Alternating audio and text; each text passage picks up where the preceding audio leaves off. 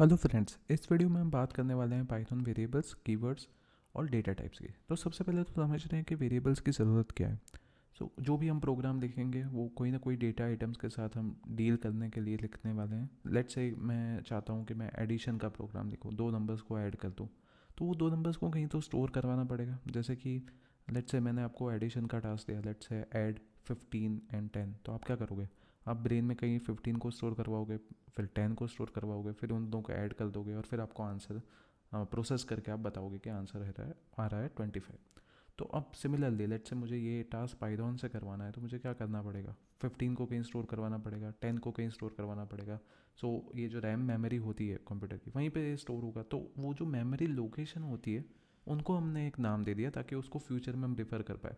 नहीं, ऐसा भी हो सकता है वही 15 को फ्यूचर में मैं 7 से मल्टीप्लाई करना चाह रहा हूँ, तो बार बार मुझे वो 15 को स्टोर करवाने की ज़रूरत नहीं है। एक बार स्टोर हो गया, दैट्स इट। वो फिर से हम उसको रीयूज़ कर पाए, उसके लिए उसको एक नाम देना ज़रूरी है और वो हो जाएगा हमारा वेरिएबल का नाम।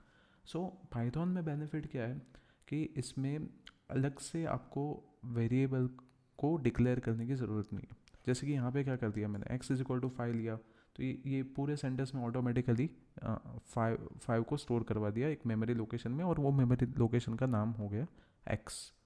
अब दूसरा एक, ये एक इंटीजर टाइप का वेरिएबल हम बोल सकते हैं। दूसरा एक वेरिएबल मैंने y लिया, उसमें मैं महिपाल को स्टोर करवा रहा हूँ डबल कोट्स के अंदर। तो ये ध्यान में रखना है कि जब भी स्ट्रिंग टाइप की चीज़ आप स्टोर करवाना चाहो तब आपको सिंगल या डबल कोट के अंदर ही उसको रखना है, राइट। और फिर आप इन दोनों को प्रिंट भी करवा सकते हो, और कोई ऑपरेशन परफॉर्म करना हो तो भी आप कर सकते हो। लेट्स से जैसे कि इसका बेनिफिट क्या रहेगा कि मैं ऐसा भी कुछ कर सकता हूँ, एक्स में लेट्स से मैं कुछ ऐड कर देता हूँ, x=x+1, और फिर प्रिंट करवाता हूँ, तो अब वैल्यू चेंज हो जाएगी, राइट।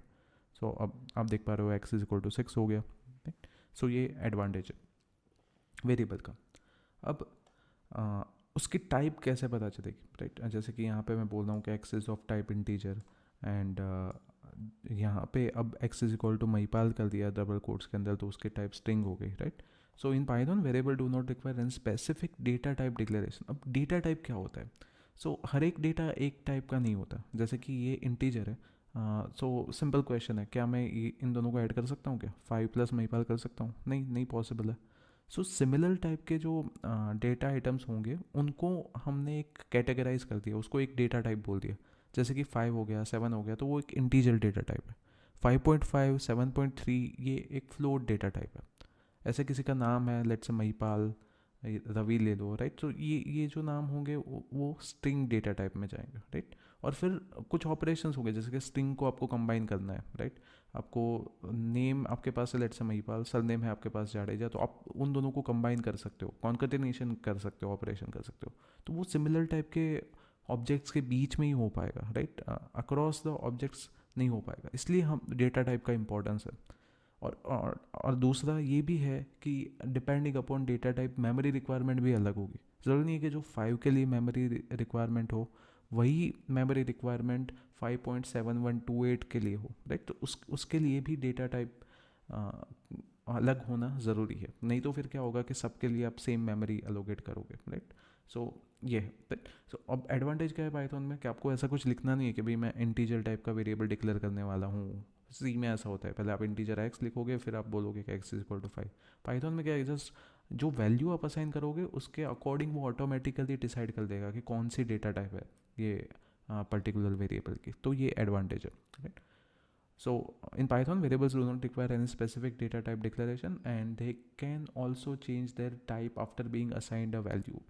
इस ये भी इंपॉर्टेंट है कि एक बार आपने बोल दिया कि इसकी डेटा टाइप इंटीजर है, जरूरी नहीं वो इंटीजर ही थे। जैसे यहाँ पे क्या कर रहे हैं, पहले एक्स में 4 स्टोर करवाया, तो एक्स की डेटा टाइप हो गई इंटीजर। पर अब मैं एक्स में स्ट्रिंग स्टोर करवा रहा हूँ, तो एक्स की डेटा टाइप हो गई अब स्ट्रिंग, राइट। ऐसा भी नहीं कि एक बार जो डिक्लेयर हुआ वही हमेशा रहेगा। अब ये मैं यहाँ पे हाईलाइट करना चाह रहा हूँ कि सिंगल कोट में भी आप लिखोगे तो भी वो सेम ट्रीट करेगा। नेक्स्ट, अब वेरिएबल्स आप बनाना चाह रहे हो, तो वेरिएबल्स बनाने के भी बहुत सारे रूल्स होते हैं, तो वो भी हम देखेंगे। पर उससे पहले डेटा टाइप्स की बात कर लेते हैं। डेटा टाइप्स कौन कौन से टाइप के वेरिएबल्स आप बना सकते हो? तो इंटीजर हो गया वो, जैसे मैंने एग्जांपल दिया आपको 1 2 3। फ्लोट डेटा टाइप हो गई एक, जिसमें 1.5 है, 2.7 है, इस टाइप के नंबर्स आएंगे। स्ट्रिंग्स हो गए जैसे कि हेलो है, वर्ल्ड है, ये स्ट्रिंग डेटा टाइप हो गई। बूलियन एक इंपॉर्टेंट डेटा टाइप है जिसमें सिर्फ दो टाइप की वैल्यूज़ आएगी, ट्रू और फॉल्स। लेट्स से मैं इस टाइप का कोई क्वेश्चन है, whether your age is greater than 18 और नॉट, तो इसका बस एक ही आंसर हो सकता है, या तो ट्रू आप बोल सकते हो ट्रू, या तो आप बोल सकते हो फॉल्स। लेट्स इस टाइप के बाइनरी क्वेश्चंस के कॉरस्पॉन्डिंग, या जब आपको डिसीजन लेना होता है तब कंडीशंस आप ज्वाइन करते हो और फिर डिसाइड करते हो कि कोई कंडीशंस या कोई एक कंडीशन ट्रू होगी तब आप कोई टास्क परफॉर्म करोगे, या फॉल्स होगी तब आप कोई दूसरा टास्क परफॉर्म करोगे। तो इस टाइप के केसेस में ये हेल्प करता है। इसके अलावा ये 3 डेटा टाइप है, लिस्ट, टपल्स, डिक्शनरी, पर इनके बारे में सेपरेट मॉड्यूल है तो उसमें हम ज़्यादा बात करेंगे इन तीनों के बारे में। सो अब हम बात करेंगे डेटा टाइप। अगर मुझे जाननी है कोई पर्टिकुलर वेरिएबल की तो वो कैसे पता लगाए, तो उसके लिए इनबिल्ट फंक्शन है टाइप, उसका यूज़ कर सकते हैं। जैसे कि यहाँ पे x इज इक्वल टू 5 और फिर मैंने प्रिंट किया टाइप ऑफ x, तो ये बता रहा है कि क्लास इंटीजर टाइप का ऑब्जेक्ट है। फिर मैं बता रहा हूँ लेट्स से y की डेटा टाइप मुझे आइडेंटिफाई करनी है, तो मैं कॉल करूँगा प्रिंट के अंदर टाइप y को, तो मुझे पता चल जाएगा कि स्ट्रिंग टाइप का ऑब्जेक्ट है, राइट। अब यहाँ पे क्या किया हुआ है, मैंने अलग अलग डेटा टाइप हाईलाइट करने के लिए मैंने अलग अलग वेरिएबल्स में अलग अलग टाइप की वैल्यूज़ ली हुई है। जैसे कि ए के अंदर मैंने ट्रू लिया हुआ है, तो रिकॉल करो ट्रू और फॉल्स सिर्फ बूलियन टाइप के डेटा टाइप में हो सकता है, तो यहाँ पे मैं ट्रू असाइन करूँगा और उसका बाद में मैं टाइप प्रिंट करूँगा। तो आप देख पा रहे हो क्या आ रहा है, bull, bull stand for Boolean. एक और डेटा टाइप होती है जिसको बोलते हैं नन टाइप, तो वो भी एप्लीकेबल है। आप क्या कर सकते हो, कोई वेरिएबल में नन स्टोर करवा सकते हो और फिर आप उसका क्लास आइडेंटिफाई करोगे टाइप बी को कॉल करके इन दिस पर्टिकुलर केस, तो आपको मिलेगा नन टाइप। फिर फ्लोट तो है ही 7.8, तो उसका एक कॉरस्पॉन्डिंग टाइप आएगी फ्लोट। और आप यहाँ पे कॉम्प्लेक्स नंबर्स को भी स्टोर करवा सकते हो, लेट्स से 2 + 9 ये कॉम्प्लेक्स नंबर हो गया और उसकी टाइप आप निकालोगे तो वो बोलेगा ये कॉम्प्लेक्स है। वेरिएबल्स के रिगार्डिंग कुछ और इम्पॉर्टेंट रूल्स, कि वेरिएबल्स केस सेंसिटिव होते हैं, मतलब यहाँ पे स्मॉल ए और कैपिटल ए दोनों अलग अलग है, राइट। सो ओके, और एक और क्वेश्चन आ सकता है कि ये स्ट्रिंग के लिए क्यों डबल कोट रख रहे हैं हम, तो इस या सिंगल कोट रख रहे हैं, इसको नॉर्मल क्यों नहीं रख रहे हैं। तो ये इसलिए क्योंकि वेरिएबल का नाम भी जो वैल्यू आप स्टोर करवा रहे हो वो हो सकता है। जैसे कि यहाँ पे मैंने स्ट्रिंग रखी है महिपाल, पर मैं एक वेरिएबल ऐसा भी डिक्लेयर कर सकता हूँ जिसका नाम ही हो महिपाल। तो फिर ये महिपाल को, ये स्ट्रिंग जो महिपाल है जो वैल्यू है उसके साथ मतलब एम्बिग्यूटी आ जाएगी। अब महिपाल को रिफ़र करोगे तो आप किसको रिफ़र कर रहे हो, वाई की वैल्यू को रिफ़र कर रहे हो या जिसमें 9 स्टोर हुआ है वो वेरिएबल को रिफ़र कर रहे हो। सो ऐसी एम्बिग्यूटी ना आए इसके लिए हमने ये सिंटेक्स फिक्स की हुई है, मतलब पाइथन में, कि आपको जो स्ट्रिंग होगी उसको आप डबल कोट में ही रखो, अदरवाइज़ वो कन्फ्यूजन हो जाएगा फिर। ओके फाइन, अब कुछ रूल्स समझते हैं कि लेट्स से आपको वेरिएबल डिज़ाइन करना है, कोई वेरिएबल आपको डिक्लेयर करना है, तो आप क्या रूल्स आपको ध्यान में रखना है। तो सबसे, और ज़रूरी नहीं कि हर बार ऐसे ABCD XYZ आप लो, आप प्रोग्राम के अकॉर्डिंग आपको वेरिएबल देने चाहिए जिससे एडिशनल इंसाइट्स मिले कि आप क्या कर रहे हो आपके प्रोग्राम में, राइट। जैसे कि अगर आपको एज स्टोर करवानी है कोई पर्सन की, तो आपको वेरिएबल का नाम रखना चाहिए एज। आप लेट से वॉल्यूम कंप्यूट कर रहे हो, राइट, कोई लिक्विड का, तो आप आपका वेरिएबल का नाम हो सकता है लेट से टोटल अंडरस्कोर वॉल्यूम, राइट।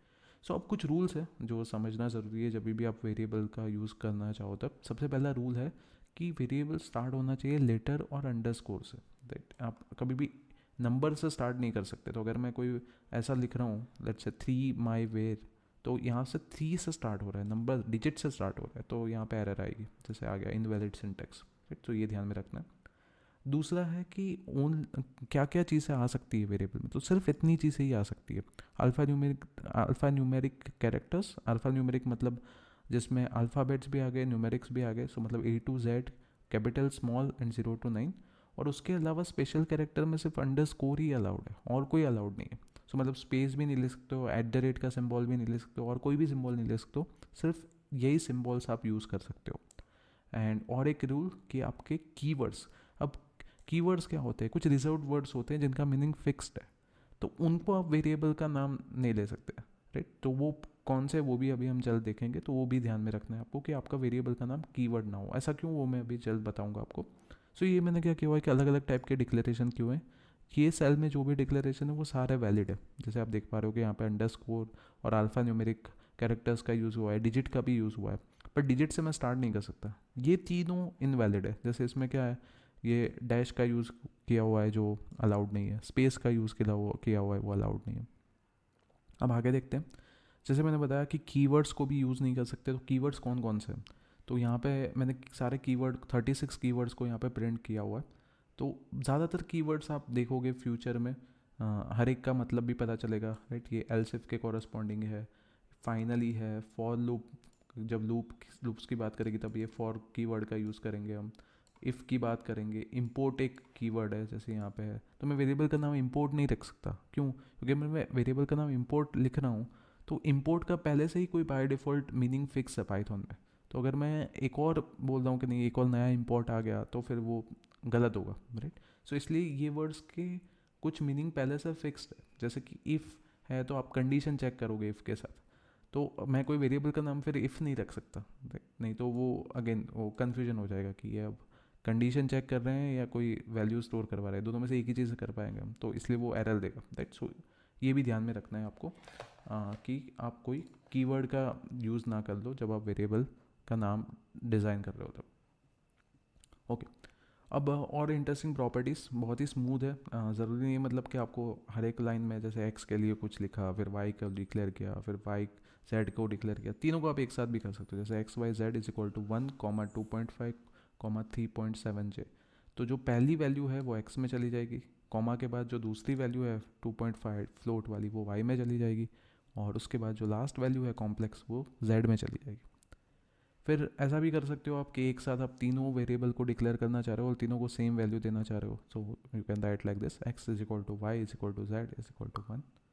सो होपफुली ये वीडियो में आपको पता चला होगा क्या वेरिएबल्स है, यूज़ क्या है वेरिएबल्स का, कीवर्ड्स क्या हैं, कैसे आपको अवॉइड करना है वेरिएबल का नाम डिज़ाइन करते वक्त उसको कीवर्ड नहीं रखना है आपको, और जो बेसिक रूल्स है वेरिएबल डिक्लेरेशन के वो, और बेसिक डेटा टाइप्स हमने इस वीडियो में देख ली। Thank you.